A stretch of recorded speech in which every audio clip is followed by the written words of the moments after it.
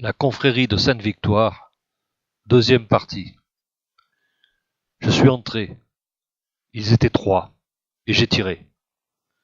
Je les avais pris par surprise, et ils n'eurent pas le temps de réagir. J'avais visé le cœur des 2 employés, et j'avais vidé mon chargeur dans les jambes du chef. À moins de 3 mètres de distance, mon arme de gros calibre avait créé pas mal de dégâts. J'avais rechargé mon arme. Maintenant, il fallait qu'ils parlent. Ils gisaient tous à terre. Le chef me faisait face. Il tentait de se relever. Je le repoussai d'un coup de pied dans les côtes. Et je lui enlevai son masque. L'homme avait une tête de loup, avec des dents capables de déchirer la chair humaine avec ses crocs. Et ses 2 comparses, morts, avaient le même visage. Je le questionnai, mais il refusait de répondre, et j'étais prêt à tout pour le faire parler. Dans le local, il y avait l'électricité et des bidons d'essence, bien plus qu'il n'en fallait pour rendre quelqu'un loquace. La vie de ma fille dépendait peut-être de ma rapidité d'intervention. Aussi, je ne devais pas hésiter. Je pris un bidon d'essence et en versai une partie sur son pantalon, et je sortis un briquet de ma poche. Je tirai par là même mes dernières cartouches. S'il ne parlait pas, je n'avais plus de solution de rechange. J'aurais peut-être dû laisser vivre ses sous-fifres. Mais il parla. Il avait dû comprendre que je ne rigolais pas. Ma fille avait été conduite dans une grotte située au pied de la montagne Sainte-Victoire. Elle était dans le garde-manger. Les prisonniers représentaient une réserve de nourriture, au cas où l'approvisionnement extérieur manquerait. Ici, dans le local, ils préparaient la nourriture pour les habitants de la grotte. Ils fabriquaient des paquets avec les meilleurs morceaux des humains qu'on lui fournissait. Il était en quelque sorte le boucher. La mafia qui contrôlait l'hôpital lui remettait tous les jours les personnes qui n'avaient pas payé les taxes, afin de les faire disparaître. Et il recevait même de l'argent pour faire ça. Il m'indiqua qu'il devait y avoir là-bas, au total, une 50aine d'hommes loups. Il me dessina un plan pour accéder à leurs repères, mais je supposais qu'il devait être faux. En fin de compte, je lui collai une balle dans la tête pour abréger ses souffrances. Il ne me restait plus qu'à rentrer chez moi, à pied, et à préparer la visite du château. Il fallait que je me hâte, car suite à mon intrusion, j'avais dû interrompre le cycle des livraisons de viande fraîche, et les habitants du château risquaient de se retourner vers les prisonniers pour s'alimenter. Les 3 hommes loups n'étaient pas armés. C'était peut-être le signe que je ne rencontrerais pas une forte résistance. J'étais parti pour effectuer une reconnaissance diurne de l'emplacement du fameux château. J'en avais profité pour rendre la bicyclette que les tziganes m'avaient prêtée. Comme ils étaient les seuls à avoir pu être témoins d'un événement intéressant, je leur racontai une partie de l'histoire comportant l'enlèvement de ma fille et sa probable détention dans une grotte. Les tziganes étaient fascinés par mon récit. Quand j'eus terminé, ils m'indiquèrent que, quelques semaines avant, la sœur de l'un d'entre eux avait disparu près du lieu qu'ils avaient baptisé le royaume des morts. Ils avaient exploré sans succès la zone, de jour, car la nuit, ils avaient bien trop peur. Comme ils n'avaient pas de papier, ils n'avaient même pas pu déclarer sa disparition à la police. Je leur certifiai qu'il n'y avait pas à avoir peur des yeux visibles la nuit, et que seules les créatures habitant la grotte pouvaient se révéler dangereuses.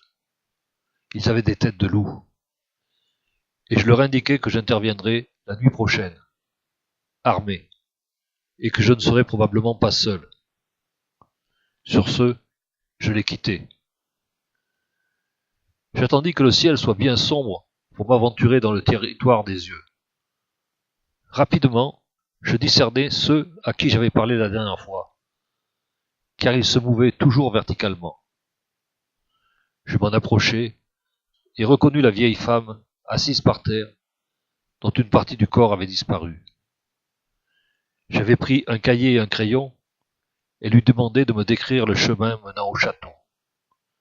Elle me dit « Dessine ». Devant moi, la plupart des yeux s'étaient éteints, et ceux qui restaient ouverts dessinaient une ligne qu'il me fallait suivre pour parvenir à l'entrée de la grotte. Je pris le parti de la suivre, tout en prenant des notes sur mon cahier, car j'évoluais hors des chemins. J'aperçus enfin l'entrée du surnommé château. Un trou béant dans la montagne ressemblait en effet aux entrées des anciens châteaux forts, avec un sommet arrondi. Je ne comprenais pas pourquoi on ne pouvait percevoir cette entrée de jour. Soudain, j'aperçus des phares d'un véhicule qui approchait. Il était encore loin. C'était une camionnette tout-terrain. Elle vint se garer près de l'entrée, éclairant la scène. Je m'étais caché derrière des rochers, et de mon poste d'observation, je pouvais suivre les événements. Le conducteur et son passager déchargèrent leur chargement. Ils avaient une tête de loup. Il semblait donc que la bande avait rapidement reconstitué son circuit de ravitaillement. Quand ils sont arrivés, une herse s'est levée. La livraison effectuée, la herse est redescendue. Voilà un obstacle inattendu. À part cela, il ne semblait pas y avoir de garde armée à l'entrée. Pendant ce temps, mon fils était allé aux Puces de Marseille faire ses courses, et j'avais dû casser ma tirelire pour acquérir tout ce qu'il me suggérait. Il avait décidé de faire équipe avec moi. 2 kalachnikovs accompagnés d'une pléthore de chargeurs. 2 ensembles de vision nocturne, voir la nuit comme en plein jour, mais au prix fort. Des grenades défensives et offensives. Des gilets pare-balles ultra légers, dont on ne connaissait l'efficacité qu'après. Et une petite arme de poing pour lui. Toutes les économies laborieusement mises de côté pour mes vieux jours y passaient. Mais c'était pour la bonne cause. Ma stratégie était simple. Prendre la place des livreurs pour que l'on nous ouvre la herse. J'avais besoin des tziganes pour qu'ils m'indiquent le meilleur endroit pour les intercepter et les attaquer. J'avais passé le reste de la nuit à observer l'entrée de la grotte. Je voulais savoir par quel miracle elle n'était visible que pendant la nuit, période durant laquelle les yeux dissuadaient les gens de s'en approcher. Au petit matin, 5 hommes loups sortirent de la grotte et se mirent à déplacer des rochers et à les positionner devant l'entrée. Ce travail ressemblait à un ballet bien orchestré. En quelques minutes, le bas de l'entrée fut dissimulé. Il devenait impossible de l'apercevoir si on n'en connaissait pas l'emplacement auparavant. J'attendis que le soleil se lève. C'était, semble-t-il, la période où les hommes loups devaient se sentir le plus en sécurité. Peut-être dormaient-ils à ce moment-là. J'escaladai les rochers pour examiner l'entrée de la grotte. La herse était baissée, et elle semblait très lourde et très solide. Rien à faire donc pendant la journée. Je retournai voir les tziganes pour préparer le lieu où nous allions braquer la camionnette de livraison. Les 3 familles savaient que j'allais à la recherche de l'un des leurs. La grand-mère vint m'embrasser et me donna un petit sachet en toile. Elle me dit « Vous allez aller là-bas où il y a du danger pour sauver ma petite fille. Prenez-le et gardez-le dans votre poche. C'est un porte-bonheur. Je l'ai rempli avec des herbes que j'ai choisies pour vous. » Je remerciai et je rangeai le sachet dans ma poche. Les tziganes devaient bien connaître le terrain, car ils trouvèrent rapidement un endroit idéal pour immobiliser un véhicule. Et ils se chargèrent de déplacer des rochers dans le but d'obstruer le chemin. Ils me promirent de les enlever dès que j'en aurais neutralisé les occupants. Mon fils devait me rejoindre un peu avant la tombée de la nuit pour pouvoir tester le matériel de vision nocturne. Nous l'avons essayé et nous nous sommes cachés près du lieu de l'attaque. Nous savions tous les deux ce que nous devions faire. Les 4 tziganes nous avaient suivis et ils s'étaient installés derrière des rochers un peu plus loin. L'attente fut longue. La nuit mettait du temps à tomber.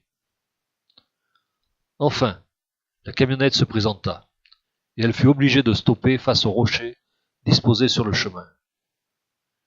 Ils étaient deux. Nous avions bondi, ouvert les portières, et extrait par la force les deux hommes loups.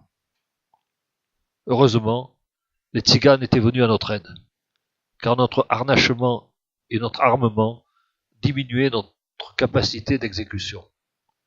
Et les ceintures de sécurité des passagers avaient rendu leur extraction hors du véhicule plus difficile que prévu. Les tziganes s'étaient chargés de ligoter et bâillonner les deux prisonniers. Enfin, ils avaient déplacé les rochers qui obstruaient le chemin. La voie était libre.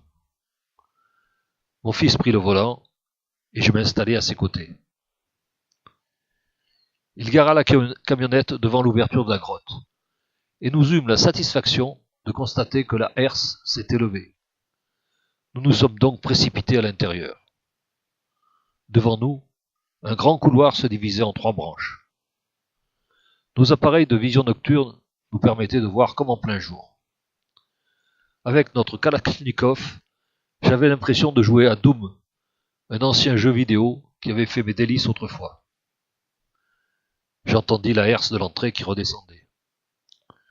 Soudain, nous rencontrâmes 5 hommes loups qui venaient à notre rencontre. Ils avaient l'air totalement surpris.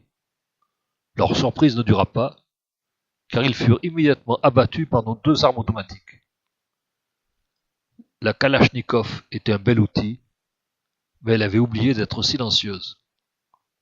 L'atmosphère dans la grotte avait totalement changé. On entendait au loin des cris qui semblaient venir de toutes les directions. J'entendis une nouvelle herse qui descendait. Nous continuions à avancer. De temps en temps, on apercevait le bruit d'une autre herse qui s'abaissait, et nous rencontrions des couloirs dont l'entrée était ainsi devenue inaccessible. Il semblait qu'en nous interdisant toutes ces issues, nos adversaires nous forçaient à nous rendre là où ils le désiraient. Mais nous n'avions pas le choix. Nous devions avancer. Nous le faisions lentement pour ne pas tomber dans un piège. Au détour d'un couloir, nous arrivâmes devant une immense salle, aussi spacieuse qu'un terrain de football. Nos lampes pourtant puissantes avaient du mal à l'éclairer convenablement. Au fond de cette salle, on percevait un espace grillagé qui semblait être un enclos. Des poules et un mouton en étaient les seuls occupants. Plus un bruit. Cela sentait le traquenard. Nous n'avions pas encore pénétré dans la grande salle, car nous avions aperçu au-dessus de nos têtes une herse qui ne demandait qu'à se fermer après notre passage. C'est à ce moment qu'une porte située derrière l'enclos grillagé s'est ouverte et qu'une trentaine de personnes y ont été poussées. J'ajustai mes jumelles et passant d'un prisonnier à l'autre, je reconnus ma fille. Je passai les jumelles à son frère pour qu'il s'imprègne de la situation. « Enfonce, me dit-il. » J'aurais souhaité pouvoir réfléchir un peu avant de prendre cette décision, mais il était déjà entré dans la grande salle. Je le rejoignis difficilement, car il marchait beaucoup plus vite que moi. Et évidemment, la grille se referma derrière nous. Toutes les issues qui nous auraient permis de quitter la grande salle étaient toutes condamnées de la même façon. Les prisonniers dans l'enclos ne se déplaçaient pas, car dans le noir de la grotte, ils n'y voyaient rien. Nous éclairâmes donc la scène avec nos puissantes lampes torches, et les prisonniers sortirent d'eux-mêmes de l'enclos, et tous nous rejoignirent. Ils n'étaient plus enfermés, mais nous n'étions pas plus avancés pour autant. C'est à ce moment-là qu'on entendit une voix puissante, émise par des haut-parleurs que nous ne pouvions apercevoir. « Félicitations, vous avez atteint votre objectif. Malheureusement, en arrivant ici, vous avez aussi signé la fin de votre aventure. Maintenant, passons aux choses sérieuses. Nous vous laissons le choix entre 2 solutions. Soit vous déposez vos armes, nos hôtes retrouveront leurs cellules et vous serez mangés. Soit vous refusez, et nous attendrons que la faim, la soif ou le sommeil aient raison de vous, et dans ce cas-là, nous mangerons tout le monde. Vous avez déjà tué 5 des nôtres, et nous n'avons pas l'intention de faire courir un risque supplémentaire aux autres. Vous pouvez prendre tout votre temps pour vous décider. La partie était perdue. Toutes les personnes présentes étaient destinées, à plus ou moins longue échéance, à être mangées. Une des filles avait disparu du groupe la semaine dernière, elle n'était pas réapparue, et ma fille était venue numériquement la remplacer. Si nous choisissions la première solution, nous avions encore une petite chance de pouvoir nous révolter. Toute petite. Les hommes loups que j'avais rencontrés n'avaient pas l'air très athlétiques ni très jeunes non plus.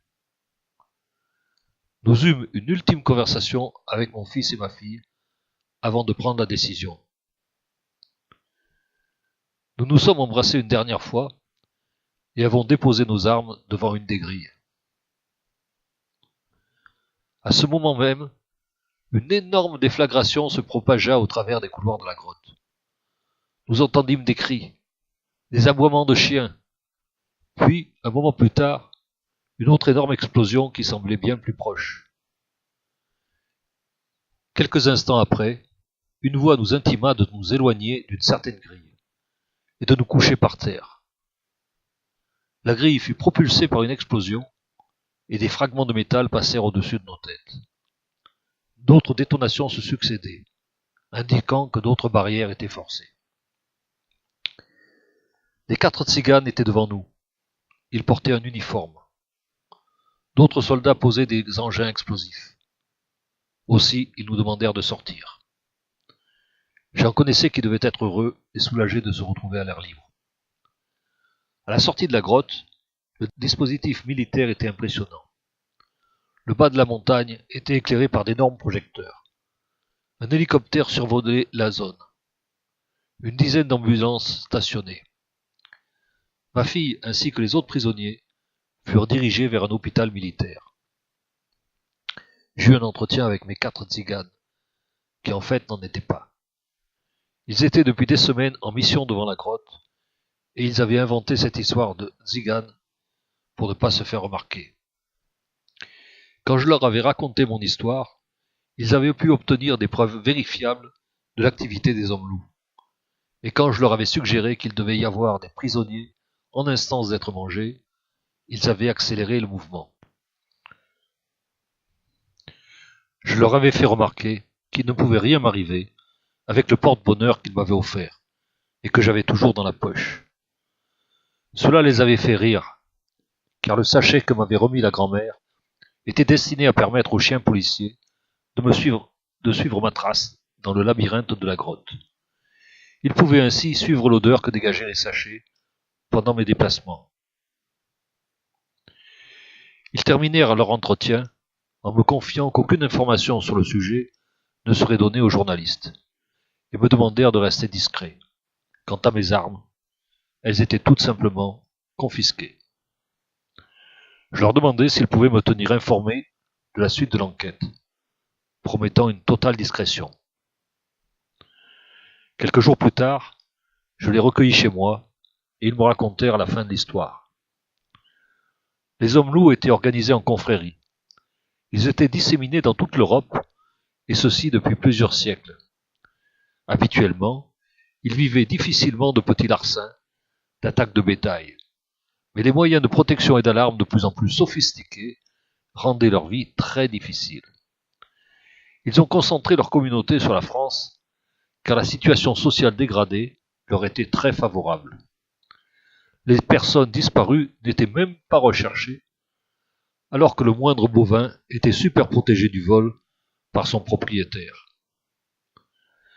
Les mafias leur livraient de la chair humaine, et ce qu'ils ne consommaient pas était broyé et revendu à l'industrie alimentaire. La confrérie avait été totalement démantelée, et l'entrée de la grotte entièrement détruite à l'aide d'explosifs, interdisant une future réinstallation. Je leur demandai si leur action avait permis de mettre hors d'état de nuire les différentes mafias. Malheureusement non, car elles sont trop intégrées à la population, avec laquelle existent des objectifs communs. Les infirmières et les docteurs sont payés pour se taire, mais ils sont aussi menacés. Nous maintenons notre surveillance sur ce qui constitue leur talon d'Achille, à savoir les nouvelles méthodes qu'ils utiliseront pour faire disparaître leurs victimes. Je rentrais chez moi rassuré. Mais une surprise de taille m'attendait. La porte de mon appartement était ouverte. La serrure avait été forcée. À l'intérieur, rien ne semblait avoir été volé.